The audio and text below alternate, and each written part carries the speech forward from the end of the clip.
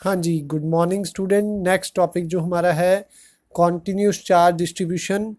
हमने पहले discrete charges के बारे में पढ़ा है। पॉइंट चार्जेस होते हैं, उनका फोर्स निकाला, उनका इलेक्ट्रिक फील्ड निकाला। फोर्स का फार्मूला क्या निकाला जी? 2 पॉइंट चार्जेस के लिए K Q1 Q2/r²।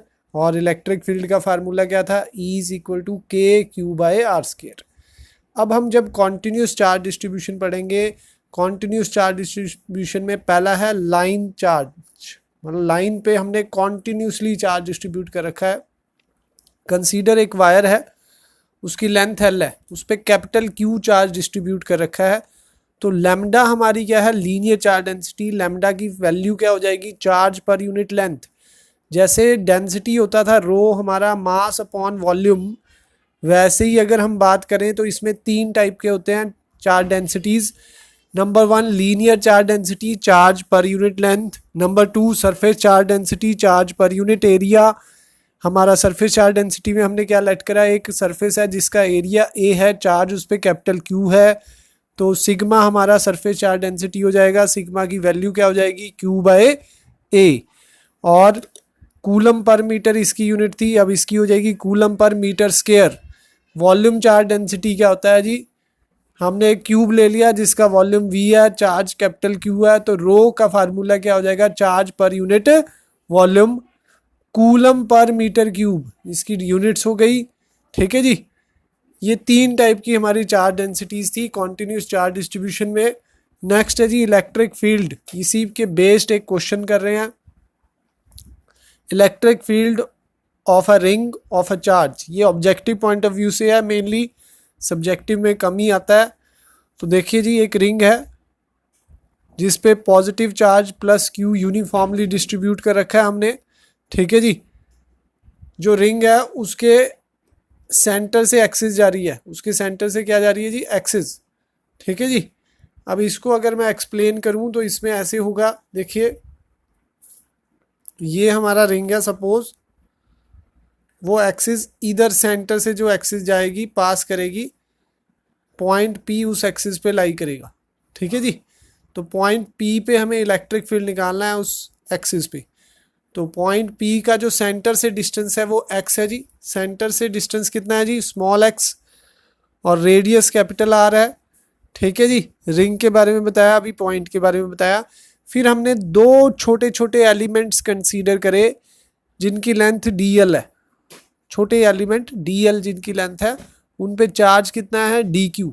छोटा सा एलिमेंट है। नीचे वाले पे भी 2 डायमेट्रिकली अपोजिट एलिमेंट्स लिए हैं, dl और dl। ठीक है जी। तो पॉजिटिव चार्ज है तो इलेक्ट्रिक फील्ड किधर को जाएगी? बाहर को, इस एलिमेंट से भी, और उस एलिमेंट से भी किधर को जाएगी? बाहर को जाएगी।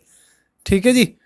तो देखो जी, ये एंगल थीटा तो ये वाला एंगल थीटा, ये एंगल थीटा तो ये वाला एंगल थीटा। तो डी ई कॉस थीटा और ये डी ई साइन थीटा, इसके लिए भी डी ई कॉस थीटा और d E sine theta. Sine वाले कंपोनेंट कैंसिल हो जाएंगे और कॉस वाले कंपोनेंट ऐड हो जाएंगे। पर ऐसे ऐसे पता नहीं कितने डायमेट्रिकली अपोजिट पॉइंट होंगे, तो total electric field 2E/DE cos theta नहीं होगी। वो क्या होगी? टोटल नेट क्या होगी? इंटीग्रेशन से निकालनी पड़ेगी, DE cos थीटा। और ये स्मॉल r डिस्टेंस कितना होगा हमारा? √x² + r²। यहाँ पर भी अगर हम देखें स्मॉल r का फार्मूला क्या रहेगा? √x² + r²। DE की वैल्यू क्या रहेगी? छोटे चार्ज के कारण से है KdQ/r²। फार्मूला वही है KQ/r², पर इसमें क्या हो जाता है? छोटा चार्ज हम लेते हैं dq। ठीक है जी। KdQ/r²। यहाँ वैल्यू डालेंगे, कॉस थीटा की वैल्यू हम डालेंगे जी आगे चल के, base upon hypotenuse x/√x²/r²। 2 values डालेंगी DE की, और एक और मैं लिख देता हूँ कॉस थीटा की।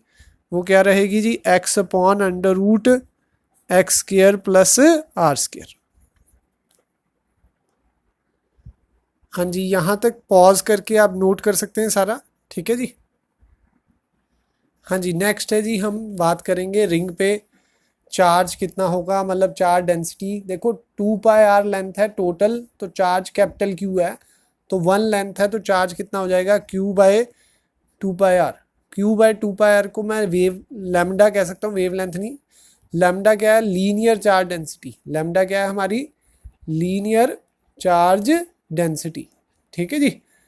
तो ये हमारी लीनियर चार्ज डेंसिटी है जी लैम्डा। डी एल लेंथ है तो चार्ज कितना है, डी क्यू, ठीक है जी।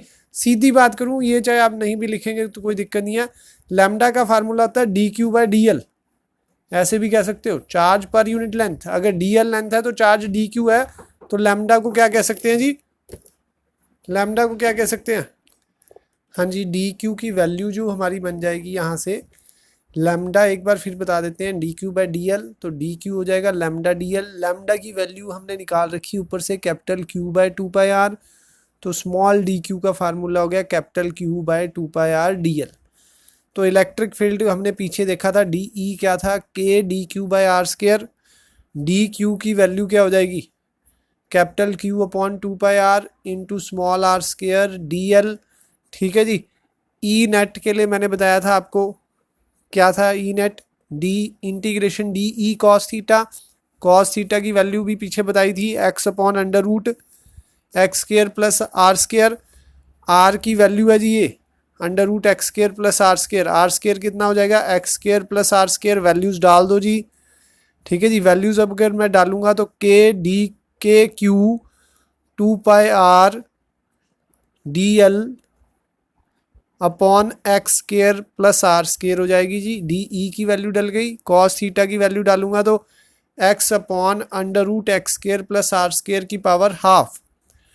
तो यहाँ से अगर मैं बात करूँ तो k q upon two pi r x upon x square plus are square की पावर 3/2 हो गया, सब कुछ कॉमन सारा बाहर निकल गया जी। डी एल की इंटीग्रेशन हो जाएगी, टोटल लेंथ कितनी होती है जी, तो इंटीग्रेशन डी एल हो जाएगी टू पाई आर, सर्कल की टोटल लेंथ होती है टू पाई आर सर्कमफ्रेंस, तो इंटीग्रेशन डी एल क्या हो जाएगा, टू पाई आर।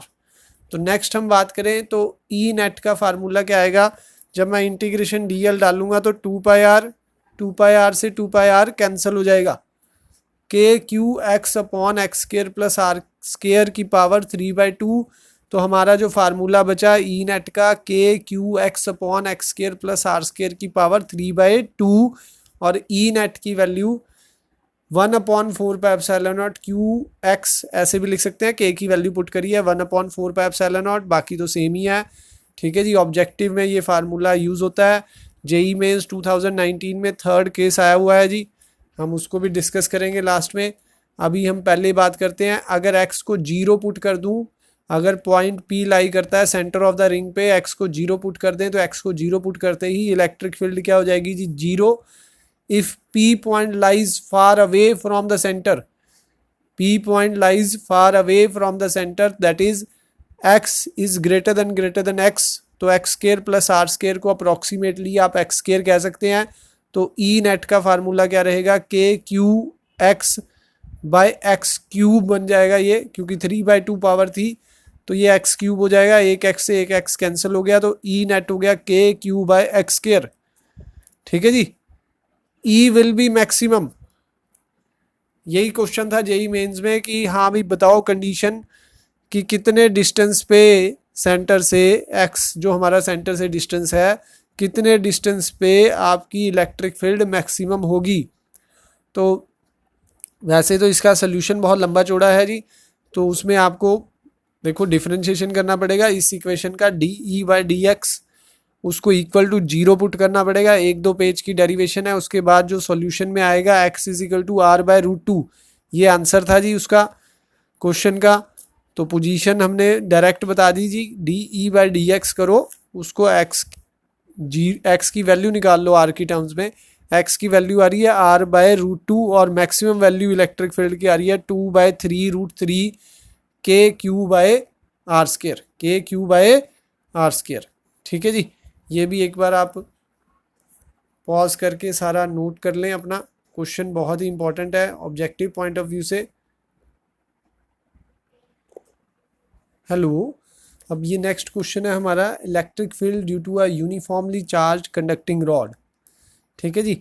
ये भी ऑब्जेक्टिव पॉइंट ऑफ व्यू से ही हमारा है, लास्ट रिजल्ट ही आपने याद रखना है, ठीक है जी। कैसे इसको डिराइव करा है वो फार्मूला हम देख रहे हैं, कैसे डेरिवेशन हुआ है इसका। ए बी हमारा रॉड है, ठीक है जी, उसका लेंथ कैपिटल एल है, निग्लिजिबल थिकनेस है इसकी, मतलब एक तरह से वायर ही है, थिकनेस निग्लिजिबल है। Electric field due to a uniformly charge conducting rod, मतलब चार्ज इस पे यूनिफॉर्मली डिस्ट्रीब्यूटेड है, कैपिटल क्यू चार्ज है जो यूनिफॉर्मली डिस्ट्रीब्यूटेड है। हम इलेक्ट्रिक फील्ड निकालना चाहते हैं पॉइंट पी पे at a distance small a from point b, from end b. Consider a small element जिसकी लेंथ हमारी डी एक्स है, उस पर चार्ज डी क्यू है, वो पी पॉइंट से एक्स डिस्टेंस पे है।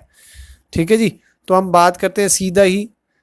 एल लेंथ है तो चार्ज कैपिटल क्यू है, 1 लेंथ है तो charge capital q by L है, लैम्डा लीनियर चार्ज डेंसिटी।